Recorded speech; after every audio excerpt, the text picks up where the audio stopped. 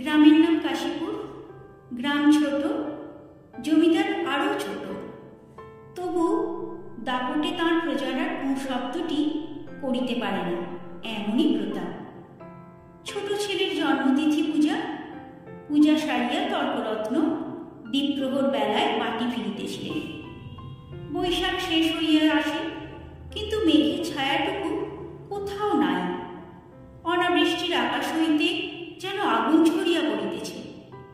সম্মুখের দিগন্তজোড়া মাঠখানা জ্বলিয়া পুড়িয়া ফুটিফাটা হইয়া আছে, আর সেই লক্ষ্য ফাটল দিয়া ধরিত্রীর বুকের রক্ত নিরন্তর ধোঁয়া হইয়া উড়িয়া যাইতেছে। অগ্নিশিখার মতো তাহাদের শর্মিল ঊর্ধ্বগতির প্রতি চাহিয়া থাকিলে মাথা ঝিমঝিম করে, যেন নেশা লাগে। ইহারই সীমানায় পথের ধারে গফুরজোড়ার বাড়ি।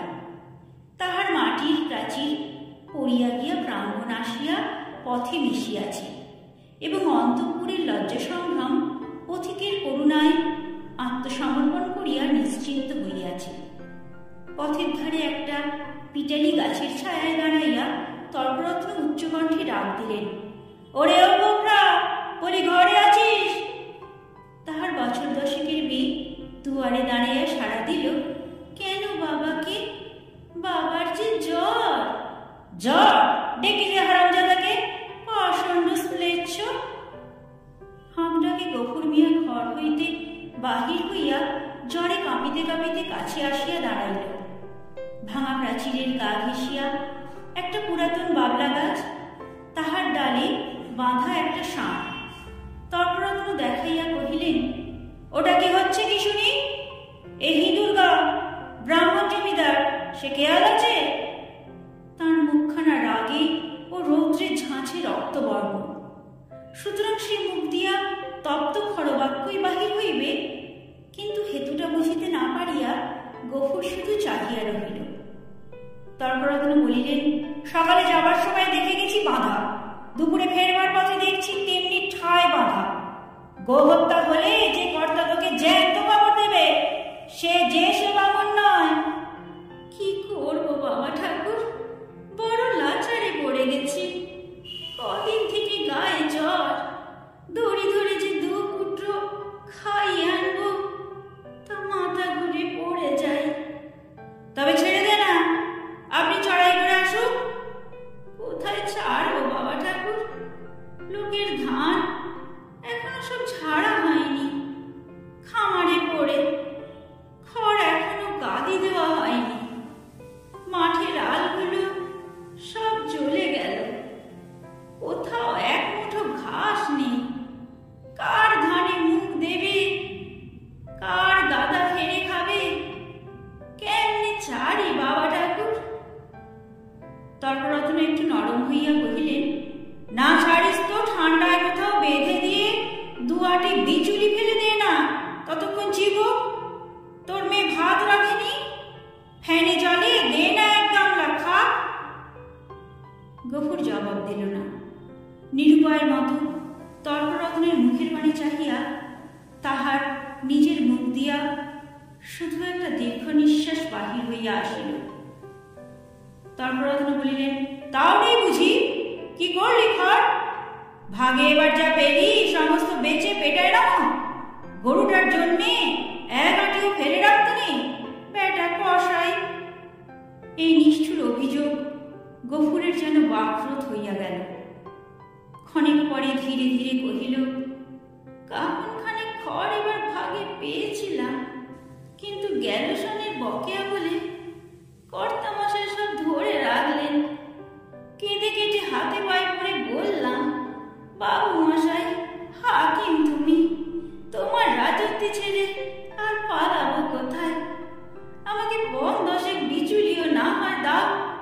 চালে ঘর নেই, একখানি ঘর, বাপ বেটিতে থাকি। তাও না হয় তাল পাতার গোঁজা গাঁজা দিয়ে এই বর্ষাটা কাট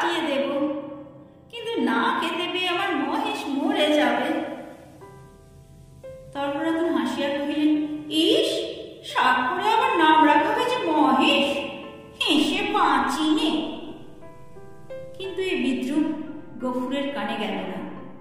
সে বলিতে লাগিল, কিন্তু হাকিমের দয়া হলো না। মাস দুয়েকের খোরাকের মতো ধান দুটি আমাদের দিলেন, কিন্তু বেবাক খড় সরকারে গাদা হয়ে গেল। ও আমার পুটুটি পেলে না। বলিতে বলিতে কণ্ঠস্বর তাহার অশ্রুভারে ভারী হইয়া উঠিল।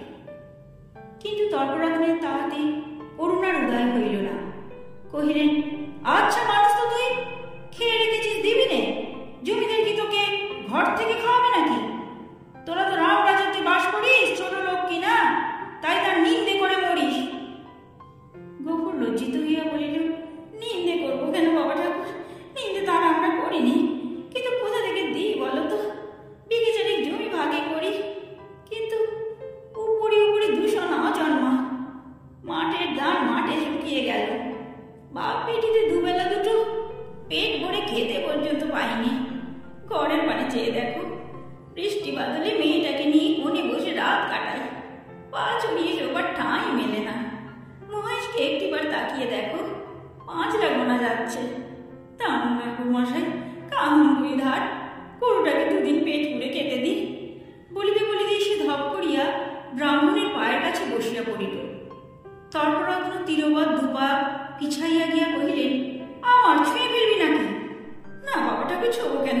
ছোবো না, ছোবো না, কিন্তু দাও এবার আমাকে কাহন 2 খড়। তোমার 4-4টে গাদা যেদিন দেখে এসেছি, এ কটি দিলে তুমি টেরও পাবে না। আমরা না খেয়ে মরি, খেতিনি, কিন্তু ও আমার অবলা জীব, কথা বলতে পারে না, শুধু চেয়ে থাকে আর চোখ দিয়ে জল পড়ে। তর্করত্ন কহিল, ধার নিবি, শুধবে কি করে শুনি? গফুর আশান্বিত হইয়া ব্যগ্রস্বরে বলিয়া উঠিল, যেমন করে পারি শুধবো বাবা ঠাকুর, তোমাকে ফাঁকি দেব না। তর্করত্ন মুখে একবার শব্দ করিয়া গফুরের ব্যগ্রস্বরের অনুকরণ করিয়া কহিলেন, ফাঁকি দেব না, যেমন করে পারি শুধবো, রসিক না গো। যা আচ্ছা, ঘরে যাই, বেলা হয়ে গেল। এই বলিয়া তিনি একটু মুচকিয়া হাসিয়া পা বাড়াইয়া সহসা সভয়ে পিছাইয়া গিয়া সক্রোধে বলিয়া উঠিলেন, আমার সিংহেরে আসেছে, গুঁতবে নাকি? গফুর উঠিয়া দাঁড়াইল। ঠাকুরের হাতে ফলমূল ভিজা চালের পুঁতুলি ছিল, সেইটা দেখাইয়া কহিল, গন্ধ পেয়েছে, 1 মুঠো খেতে চায়। খেতে চায় তা বটে, যেমন চাষা তার তেমনি বলো। খড় জোটে না, চাল পালা খাওয়া চাই। নে পথ থেকে সরিয়ে বাদ। যে শীত, কোন দিন দেখছি কাকে খুন করবে। এই বলিয়া তর্করত্ন পাশ কাটাইয়া হন করিয়া চলিয়া গেলেন। গফুর সেদিক হইতে দৃষ্টি ফিরাইয়া ক্ষণকাল স্তব্ধ হইয়া মহেশের মুখের দিকে চাহিয়া রহিল। তাহার নিবিড় গভীর কালো চোখ দুটি বেদনা ও ক্ষুধায় ভরা। কহিল, তোকে দিলে না 1 মুঠো, ওদের অনেক আছে, তবু দেয় না, না দিকে। তাহার গলা বুঝিয়া আসিল। তারপরে চোখ দিয়া টপটপ করিয়া জল পড়িতে লাগিল। কাছে আসিয়া নীরবে ধীরে ধীরে তাহার গলায়, মাথায়, পিঠে হাত বুলাইয়া দিতে দিতে চুপি চুপি বলিতে লাগিল, মহেশ, তুই আমার ছেলে, তুই আমাদের 8 সন পিতি পালন করে বড় হয়েছিস। তোকে আমি পেট পুড়ে খেতে দিতে পারিনি, কিন্তু তুই তো জানিস তোকে আমি কত ভালোবাসি। মহেশ প্রত্যুত্তরে শুধু গলা বাড়াইয়া আরামে চোখ বুজিয়া রহিল। গফুর চোখের জল গরুটার পিঠের উপর রগড়াইয়া মুছিয়া ফেলিয়া তেমনি অস্ফুটে কহিতে লাগিল, জমিদার তোর মুখের খাবার কেড়ে নিলে। শ্মশান ধারে গায়ের যে গোচরটুকু ছিল, তাও পয়সার লোভে জমা বিলি করে দিলে। এই 2 বছরে তোকে কেমন করে বাঁচিয়ে রাখি বল? ছেড়ে দিলে তুই পরের গাদা ফেরে খাবি, মানুষের কলা গাছে মুখ দিবি। তোকে নিয়ে আমি কি করি? গায়ে আর তেমন জোর নেই, দেশের কেউ তোকে চায় না, লোকে বলে তোকে গোহাটায় বেঁচে ফেলতে। কথাটা মনে মনে উচ্চারণ করিয়াই আবার তাহার 2 চোখ বাহিয়া টপ টপ করিয়া জল পড়িতে লাগিল। হাত দিয়া মুছিয়া ফেলিয়া গফুর একবার এদিকে ওদিকে চাহিল, তারপরে ভাঙা ঘরের পিছন হইতে কতকটা পুরানো বিবর্ণ খড় আনিয়া মহেশের মুখের কাছে রাখিয়া দিয়া আস্তে আস্তে কহিল, নে শিগগির করে একটু খেয়ে নে বাবা, দেরি হলে আবার। বাবা! কেন মা? ভাত খাবে এসো। এই বলিয়া আমিনা ঘর হইতে দুয়ারে আসিয়া দাঁড়াইল। এক মুহূর্ত চাহিয়া থাকিয়া কহিল, মহেশকে আবার চাল ফেলে খড় দিয়েছ বাবা? ঠিক এই ভয় সে করিতেছিল। লজ্জিত হইয়া বলিল, পুরনো পচা খড় মা, আপনি চলে যাচ্ছিল। আমি যে ভেতর থেকে শুনতে পেলাম বাবা, তুমি টেনে বার করছ। না মা, ঠিক টেনে নয় বটে, কিন্তু দেয়ালটা যে পড়ে যাবে বাবা। গফুর চুপ করিয়া রহিল। একটি মাত্র ঘর ছাড়া যে আর সবই গেছে, এবং এমন ধরা করিলে আগামী বর্ষাও ইহাও টিকিবে না, একথা তাহার নিজের চেয়ে আর কে বেশি জানে। অথচ এই উপায়ে বা কটা দিন চলে। মেয়ে কহিল, হাত ধুয়ে ভাত খাবে এসো বাবা, আমি বেড়ে দিয়েছি। গফুর কহিল, ফ্যানটুকু দে তোমা, একেবারে খাইয়ে দিয়ে যাই। ফ্যান যে নেই বাবা, হাঁড়িতেই মরে গেছে। নেই? গফুর নীরব হইয়া রহিল। দুঃখের দিনে এটুকুও যে নষ্ট করা যায় না, এই 10 বছরের মেয়েটাও তাহা বুঝিয়াছে। হাত ধুয়ে সে ঘরের মধ্যে গিয়া দাঁড়াইল। একটা পিতলের থালায় পিতার সাকান্ন সাজাইয়া দিয়া কন্যা নিজের জন্য একখানি মাটির সাঙ্কিতে ভাত বাড়িয়া লইয়াছে। চাহিয়া চাহিয়া গফুর আস্তে আস্তে কহিল, আমিনা, আমার গায়ে যে আবার শীত করে মা, জ্বর গায়ে খাওয়া কি ভালো? আমিনা উদ্বিগ্ন মুখে কহিল, কিন্তু তখন যে বললে বড় খিদে পেয়েছে। তখন হয়তো জ্বর ছিল না মা। তাহলে তুলে রেখে দিই, সাঁঝের বেলা খেয়েও। গফুর মাথা নাড়িয়া বলল, কিন্তু ঠান্ডা ভাত খেলে যে অসুখ বাড়বে আমিনা। আমিনা কহিল, তবে? গফুর কত কি যেন চিন্তা করিয়া হঠাৎ এই সমস্যার মীমাংসা করিয়া ফেলিল। কহিল, কাজ কর না মা, মহেশকে না হয় ধরে দিয়ায়, তখন রাতের বেলা আমাকে এক মুঠো ফুটিয়ে দিতে পারবি নে আমিনা? প্রত্যুত্তরে আমিনা মুখ তুলিয়া ক্ষণকাল চুপ করিয়া পিতার মুখের প্রতি চাহিয়া রহিল। তারপরে মাথা নিচু করিয়া ধীরে ধীরে ঘাড় নাড়িয়া কহিল, পারব বাবা। গফুরের মুখ রাঙা হইয়া উঠিল। পিতা ও কন্যার মাঝখানে এই যে একটুখানি ছলনার অভিনয় হইয়া গেল, তাহা এই দুটি প্রাণী ছাড়া আরও একজন বোধ করি অন্তরিক্ষে থাকিয়া লক্ষ্য করিলেন। 5-7 দিন পরে একদিন পীড়িত গফুর চিন্তিত মুখে দাওয়ায় বসিয়াছিল। তাহার মহেশ কাল হইতে এখনো পর্যন্ত ঘরে ফিরে না। নিজে সে শক্তিহীন, তাই আমিনা সকাল হইতে সর্বত্র খুঁজিয়া বেড়াইতেছে।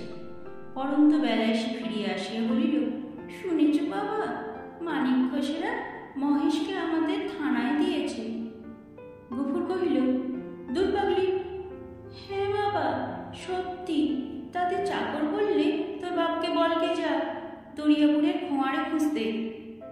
কি করেছিল সে? তাদের বাগানে ঢুকে গাছপালা নষ্ট করেছে বাবা। গফুর স্তব্ধ হইয়া বসিয়া রহিল। মহেশের সম্বন্ধে সে মনে মনে বহু প্রকার দুর্ঘটনা কল্পনা করিয়াছিল, কিন্তু এই আশঙ্কা ছিল না। সে যেমন নিরীহ তেমনি গরিব, সুতরাং প্রতিবেশীকেও তাহাকে এত বড় শাস্তি দিতে পারে এ ভয় তাহার হয় নাই। বিশেষত মানিক ঘোষ, গোব্রাহ্মণে ভক্তি তাহার এই অঞ্চলে বিখ্যাত। মেয়ে কহিল, বেলা যে পড়ে এলো বাবা, মহেশকে আনতে যাবে না? গফুর বলিল, না। কিন্তু তারা যে বললে 3 দিন হলেই পুলিশের লোক তাকে গোহাটায় বেঁচে ফেলবে। গফুর কহিল, হেলুকে। গোহাটা বস্তুটা যে ঠিক কি আমিনা তাহা জানিত না, কিন্তু মহেশের সম্পর্কে ইহার উল্লেখ মাত্রেই তাহার পিতা যে কিরূপ বিচলিত হইয়া উঠিল, ইহা সে বহুবার লক্ষ্য করিয়াছে। কিন্তু আজ সে আর কোনো কথা না কইয়া আস্তে আস্তে চলিয়া গেল। রাত্রের অন্ধকারে লুকাইয়া গফুর বংশীর দোকানে আসিয়া কহিল, খুড়ো, একটা টাকা দিতে হবে। এই বলিয়া সে তাহার পিতলের থালাটি বসিবার মাচার নিচে রাখিয়া দিল। এই বস্তুটির ওজন ইত্যাদি বংশীর সুপরিচিত। বছর দুয়ের মধ্যে সে 12 মাসে ইহাকে বন্ধক রাখিয়া একটি করিয়া টাকা দিয়াছে। অতএব আজও আপত্তি করিল না। পরদিন যথাস্থানে আবার মহেশকে দেখা গেল। সেই বাবলাতলা, সেই দড়ি, সেই খুঁটা, সেই তৃণহীন শূন্য আধার, সেই ক্ষুধাতুর কালো চোখের সজল উৎসুক দৃষ্টি। একজন বুড়া গোছের মুসলমান তাহাকে অত্যন্ত তীব্র চক্ষু দিয়া পর্যবেক্ষণ করিতেছিল। অদূরে একধারে দুটি হাঁটু জড়ো করিয়া গফুর মিয়া চুপ করিয়া বসিয়াছিল। পরীক্ষা শেষ করিয়া বুড়া চাদরের ফুট হইতে একখানি 10 টাকার নোট বাহির করিয়া তাহার ভাঁজ খুলিয়া বার মসৃণ করিয়া লইয়া তাহার কাছে গিয়া কহিল, আর ভাঙব না, এই পুরো পুড়িয়ে দিলাম, নাও। গফুর হাত বাড়াইয়া গ্রহণ করিয়া তেমনি নিঃশব্দেই বসিয়া রহিল। যে 2 জন লোক সঙ্গে আসিয়াছিল তাহারা গরুর দড়ি খুলিবার উদ্যোগ করিতেই কিন্তু সে তৎক্ষণাৎ সোজা হইয়া দাঁড়াইয়া উদ্ধত কণ্ঠে বলিয়া উঠিল, দড়িতে হাত দিও না বলছি, খবরদার বলছি, ভালো হবে না। তাহারা চমকাইয়া গেল। বুড়া আশ্চর্য হইয়া কহিল, কেন? গফুর তেমনি রাগিয়া জবাব দিল, কেন আবার কি? আমার জিনিস আমি বেচব না, আমার খুশি। এই বলিয়া সে নোটখানা ছুঁড়িয়া ফেলিয়া দিল। তাহারা কহিল, কাল পথে যে বায়না দিয়ে এলে যে, এই নাও না তোমাদের বায়না ফিরিয়ে। এই বলিয়া সে ট্যাগ হইতে 2 টাকা বাহির করিয়া ঝনাত করিয়া ফেলিয়া দিল। একটা কলহ বাঁধিবার উপক্রম হয় দেখিয়া বুড়া হাসিয়া ধীরভাবে কহিল, চাপ দিয়া 2 টাকা বেশি নেবে, এই তো দাও, হয়ে পানি খেতে ওর মেয়ের হাতে 2 টাকা দাও। কেমন, এই না? না, কিন্তু এর বেশি যে কেউ একটা আধলা দেবে না, তা জানো? গফুর সজরে মাথা নাড়িয়া কহিল, না। বুড়া বিরক্ত হইল, কহিল, না তো কি, চামড়াটাই যে দামে বিকবে, নইলে মাল আর আছে কি? তোবা তোবা। গফুরের মুখ দিয়া হঠাৎ একটা বিশ্রী কটু কথা বাহির হইয়া গেল এবং পরক্ষণে সে ছুটিয়া গিয়া নিজের ঘরে ঢুকিয়া চিৎকার করিয়া শাসাইতে লাগিল যে তাহারা যদি অবিলম্বে গ্রাম ছাড়িয়া না যায় তো জমিদারের লোকটা দিয়ে জুতো পেটা করিয়া ছাড়বে। হাঙ্গামা দেখিয়া লোকগুলো চলিয়া গেল, কিন্তু পরক্ষণেই জমিদারের সদর হইতে তাহার ডাক পড়িল। গফুর বুঝিল এ কথা কর্তার কানে গিয়েছে। সদরে ভদ্র অভদ্র অনেকগুলি ব্যক্তি বসিয়াছিল। শিবুবাবু চোখরাঙা করিয়া কহিলেন, গোবরা, তোকে যে আমি কি সাজা দেব ভেবে পাইনি, কোথায় বাস করে আছিস জানিস? গফুর হাত জোর করিয়া কহিল, জানি, আমরা খেতে পাইনি, নইলে আজ আপনি যা জরিমানা করিতেন আমি না করিতাম না। সকলেই বিস্মিত হইল। এই লোকটাকে জেদি এবং বদমেজাজি বলিয়েই তাহারা জানিত। সে কাঁদো কাঁদো হইয়া কহিল, এমন কাজ আর কখনো করব না কর্তা। এই বলিয়া সে নিজের 2 হাত দিয়া নিজের 2 কান বলিল এবং প্রাঙ্গণের একদিক হইতে আরেক দিক পর্যন্ত নাক্ষত দিয়া উঠিয়া দাঁড়াইল। শিবুবাবু সদয় কণ্ঠে কহিলেন, আচ্ছা, যা যা হয়েছে, আর কখনো এসব মতি বুদ্ধি করিস নে। বিবরণ শুনিয়া সকলেই কণ্ঠকিত হইয়া উঠিলেন এবং এ মহাপাতক যে শুধু কর্তার পূর্ণভাবে ও শাসন ভয়ে নির্বারিত হইয়াছে সে বিষয়ে কাহারও সংশয় মাত্র রহিল না। তর্করত্ন উপস্থিত ছিলেন। তিনি গো শব্দে শাস্ত্রীয় ব্যাখ্যা করিলেন এবং যে জন্য এই ধর্মজ্ঞানহীন ম্লেচ্ছ জাতিকে গ্রামের ত্রিসীমানায় বসবাস করিতে দেওয়া নিষিদ্ধ তাহা প্রকাশ করিয়া সকলের জ্ঞাননেত্র বিকশিত করিয়া দিলেন। গফুর একটা কথার জবাব দিল না। যথার্থ প্রাপ্য মনে করিয়া অপমান ও সকল তিরস্কার সবিনয়ে মাথা পাতিয়া লইয়া প্রসন্ন চিত্তে ঘরে ফিরিয়া আসিল।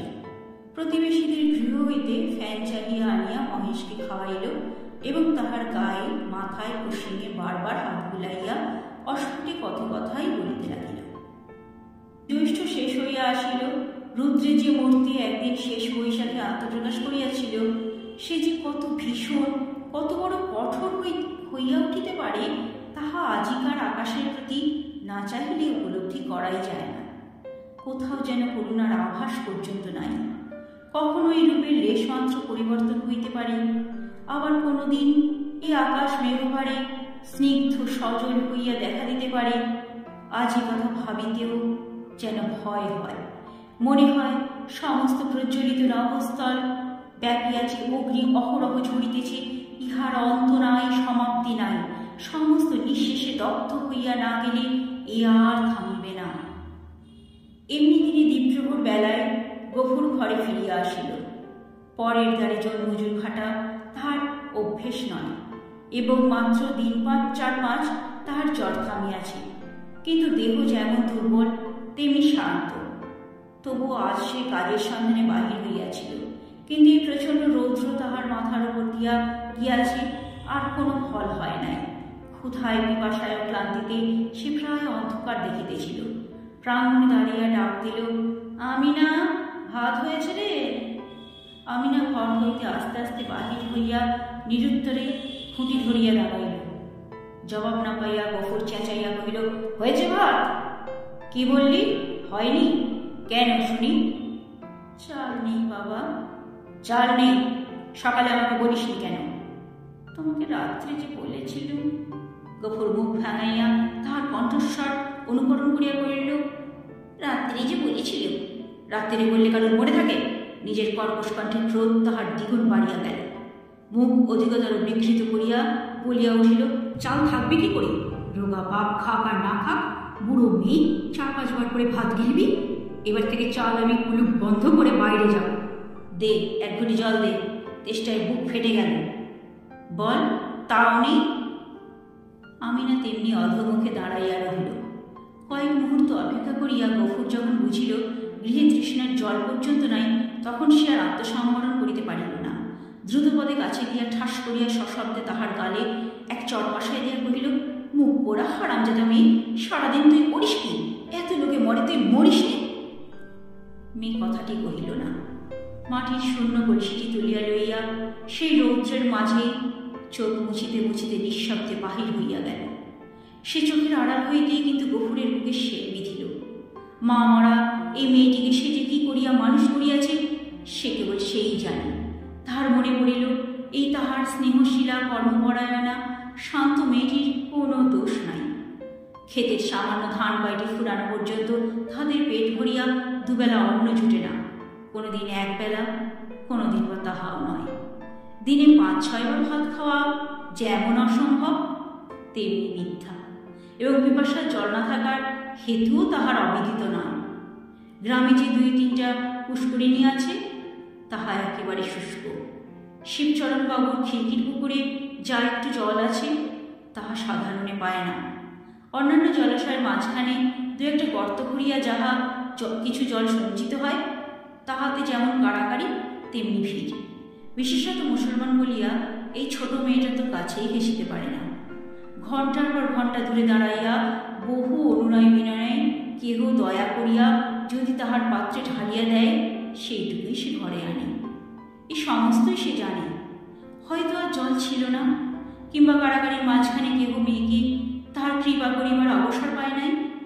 এমনি কিছু একটা হইয়া থাকিবে নিশ্চয়, বুঝিয়া তাহার নিজের চোখেও জল ভরিয়া আসিল। এমনি সময় জমিদারের পিয়াদা জমদূতের ন্যায় আসিয়া প্রাঙ্গণে দাঁড়াইল, চিৎকার করিয়া ডাকিল, গফরা, ঘরে আছিস? গফুর তিক্তকণ্ঠে সাড়া দিয়া কহিল, আছি। কেন? বাবু মশাই ডাকছেন, আয়। গফুর কহিল, আমার খাওয়া দাওয়া হয়নি, পরে যাব। এত বড় স্পর্ধা পিয়াদা সহ্য হইল না। সে কুৎসিত একটা সম্বন্ধন করিয়া কহিল, বাবুর হুকুম, জুতো মারতে মারতে টেনে নিয়ে যেতে। গফুর দ্বিতীয়বার আত্মবিস্মৃত হইল। সেও একটা দুর্বাক্য উচ্চারণ করিয়া কহিল, মহারানীর রাজত্বে কেউ কারো গোলাম নয়, খাজনা দিয়ে বাস করি, আমি যাব না। কিন্তু সংসারে অত ক্ষুদ্রের অত বড় দোহাই দেওয়া শুধু বিফল নয়, বিপদের কারণ। রক্ষাই যে অত ক্ষীণ কণ্ঠ অত বড় কানে গিয়া পৌঁছায় না। তা নইলে তাহার মুখের অন্ন ও চোখের নিদ্রা 2 ঘুচিয়া যাইত। তাহার পরে কি ঘটিল বিস্তারিত করিয়া বলিবার প্রয়োজন নাই। কিন্তু ঘণ্টাখানেক পরে যখন সে জমিদারের সদর হইতে ফিরিয়া ঘরে গিয়া নিঃশব্দে শুইয়া পড়িল, তখন তাহার চোখ মুখ ফুলিয়া উঠিয়াছে। তাহার এত বড় শাস্তির হেতু প্রধানত মহেশ। গফুর বাটি হইতে বাহির হইবার পরে সেও দড়ি ছিঁড়িয়া বাহির হইয়া পড়ে এবং জমিদারের প্রাঙ্গণে ঢুকিয়া ফুল গাছ খাইয়াছে। ধান শুকাইতেছিল, তাহা ফেলিয়া ছড়াইয়া নষ্ট করিয়াছে। পরিশেষে ধরিবার উপক্রম করায় বাবুর ছোট মেয়েকে ফেলিয়া দিয়া পলায়ন করিয়াছে। এরূপ ঘটনা এই প্রথম নয়, ইতিপূর্বেও ঘটিয়াছে। শুধু গরিব বলিয়াই তাহাকে মাপ করা হইয়াছিল। পূর্বের মতো এবারেও সে আসিয়া হাতে পায়ে পড়িলে হয়তো ক্ষমা করা যাইত, কিন্তু সে যে পর দিয়া বাস করে বলিয়া কাহারও গোলাম নয় বলিয়া প্রকাশ করিয়াছে, প্রজার মুখের এত বড় স্পর্ধা জমিদার হইয়া শিবচরণবাবু কোনো মতেই সহ্য করিতে পারেন নাই। সেখানে সে প্রহার ও লাঞ্ছনার প্রতিবাদ মাত্র করে নাই, সমস্ত মুখ বুঝিয়া সহিয়াছে। ঘরে আসিয়াও সে তেমনি নিঃশব্দে পড়িয়া রহিল। ক্ষুধা তৃষ্ণার কথা তাহার মনে ছিল না, কিন্তু বুকের ভিতরটা যেন বাহিরের মধ্যাহ্ন আকাশের মতোই জ্বলিতে লাগিল। এমন কতক্ষণ কাটিল তাহার হুঁশ ছিল না, কিন্তু প্রাঙ্গণ হইতে সহসা তাহার মেয়ের আর্তকণ্ঠ কানে যাইতে সে সবেগে উঠিয়া দাঁড়াইল এবং ছুটিয়া বাহিরে আসিতে দেখিল আমিনা মাটিতে পড়িয়া এবং বিক্ষিপ্ত ভাঙা ঘট হইতে জল ঝরিয়া পড়িতেছে, আর মহেশ মাটিতে বুক দিয়া সেই জল মরুভূমির মতো যেন শুষিয়া খাইতেছে। চোখের পলক পড়িল না, গফুর দিকবিদিক জ্ঞান শূন্য হইয়া গেল। মেরামত করিবার জন্য কাল যে তাহার লাঙলের মাথাটা খুলিয়া রাখিয়াছিল, তাহাই দুই হাতে গ্রহণ করিয়া সে মহেশের অবনত মাথার উপরে সজোরে আঘাত করিল। একটিবার মাত্র মহেশ মুখ তুলিবার চেষ্টা করিল, তাহার পরে তাহার অনাহার ক্লিষ্ট শীর্ণ দেহ ভূমিতলে লুটিয়াইয়া পড়িল। চোখের কোণ বাহিয়া কয়েক বিন্দু অশ্রু ও কান বাহিয়া ফোটা কয়েক রক্ত গড়াইয়া পড়িল। বার দুই সমস্ত শরীরটা তাহার থরথর করিয়া কাঁপিয়া উঠিল। তারপরে সম্মুখ ও পশ্চাতের পা দুটো তাহার যতদূর যায় প্রসারিত করিয়া দিয়া মহেশ শেষ নিঃশ্বাস ত্যাগ করিল। আমিনা কাঁদিয়া উঠিয়া কহিল, কি করলে বাবা, আমাদের মহেশ যে মরে গেল। গফুর নড়িল না, জবাব দিল না, শুধু নির্নিমেষ চোখে আর একজোড়া নিমেষের গভীর কালো চক্ষের পানে চাহিয়া পাথরের মতো নিশ্চল হইয়া রহিল। ঘণ্টা দুয়েক মধ্যে সংবাদ পাইয়া গ্রামান্তরের মুচির দল আসিয়া জুটিল। তাহারা বাঁশে বাঁধিয়া মহেশকে ভাগাড়ে লইয়া চলিল। তাহাদের হাতে ধারালো চকচকে ছুরি দেখিয়া গফুর শিহরিয়া চক্ষু মুদিল, কিন্তু একটি কথাও কহিল না। পাড়ার লোকে কহিল, তর্করত্নের কাছে ব্যবস্থা নিতে জমিদার লোক পাঠিয়েছেন, রাত্রির তীরের খরচ জোগাতে এবার তোকে না ফিটে বেচতে হয়। গফুর এ সকল কথারও উত্তর দিল না, দুই হাঁটুর ওপর মুখ রাখিয়া ঠায় বসিয়া রহিল। অনেক রাত্রে গফুর মেয়েকে তুলিয়া কহিল, আমিনা চল আমরা যাই। সে দাওয়ায় ঘুমাইয়া পড়িয়াছিল, চোখ মুছিয়া উঠিয়া বসিয়া কহিল, কোথায় বাবা? গফুর কহিল, ফুলবেড়ের চটফলে কাজ করতে। মেয়ে আশ্চর্য হইয়া চাহিয়া রহিল। ইতিপূর্বে অনেক দুঃখেও পিতা তাহার কলে কাজ করিতে রাজি হয় নাই। সেখানে ধর্ম থাকে না, মেয়েদের ইজ্জত আব্রু থাকে না, একথা সে বহুবার শুনিয়াছে।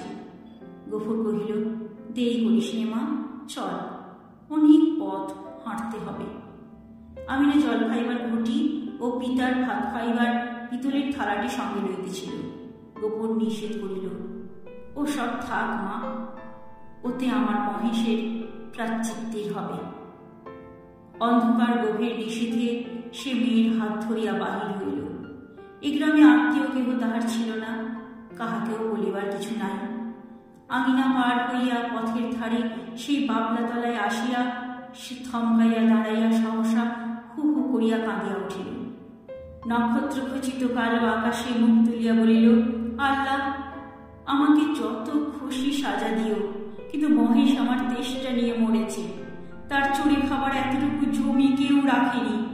যে তোমার দেওয়া মাঠের ঘাস, তোমার দেওয়া তেষ্টার জল তাকে খেতে দেয়নি, তার পশুর তুমি যেন কখনো মাপ করো না, কখনো মাপ করো না।